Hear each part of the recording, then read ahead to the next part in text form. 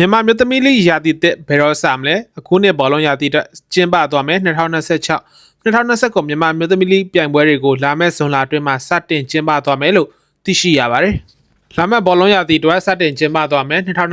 2029မြန်မာမြို့သမီးလိရာသီတက်ကိုလက်ရှိချန်ပီယံ AR တင် ISPE တင်ရန်ကုန် United တင်မြရီတင်တစ္ဆာအမန်တင်ရှမ်း United တင်ရန်ကုန် City အသင်းတွေပြင်ဆွဲကပ်ပင် United အသင်းနဲ့ရတနာပုံအသင်းအစရှိတဲ့အသင်းတချို့ကဝင်ရောက်ရှင်ပြိုင်ခြေရှိတယ်လို့လည်းသိရှိရပါတယ်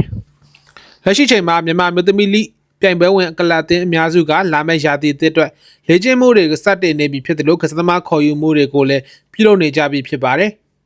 2025-2026မြန်မာမြို့သမီးလိချန်ပီယံအသင်းဖြစ်တဲ့ AR တင်ကတော့သူတို့ရဲ့အဓိကကစားသမားတွေဖြစ်တဲ့ဇွန်ယူရဦးနော်ထထဝေတို့ကိုတက်တန်တိုးစာချုပ်ကိုထပ်မံချုပ်ဆိုထားသလိုဖိလစ်ပိုင်ကလပ်အသင်းမှာတွားရောက်ကစားခဲ့တဲ့တိုက်စစ်ကစားသမားစန်းတော်တို့ကိုလည်းတက်တန်တိုးစာချုပ်ချုပ်ဆိုသွားမှာဖြစ်တယ်လို့သိရှိရတဲ့အပြင်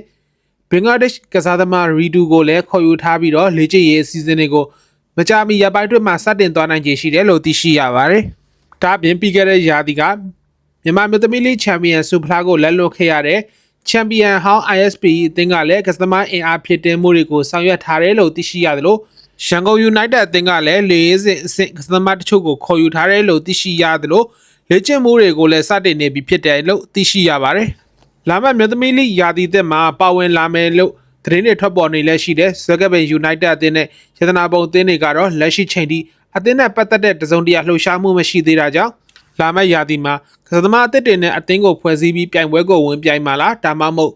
YREO နဲ့ရိုင်း Lioness အသင်းတွေကိုနာမည်ပြောင်းပြီးဝင်ရောက်ရှင်ပြိုင်မလားဆိုတာကတော့စောင့်ကြည့်သွားရအောင်မှာဖြစ်ပါတယ်။ဒါ့အပြင်လာမယ့်2026-2029မြန်မာမြို့သမီးလိပြိုင်ပွဲမှာချန်ပီယံဆုဖလားကိုရရှိမဲ့အသင်းကအာရှဘောလုံးပွဲချုပ်ကနေကြီးမှုကျင်းပသွားမယ်။အာရှမြို့သမီးကလပ်အသင်းရဲ့အဆင့်မြင့်ဆုံးပြိုင်ပွဲတစ်ပွဲဖြစ်တဲ့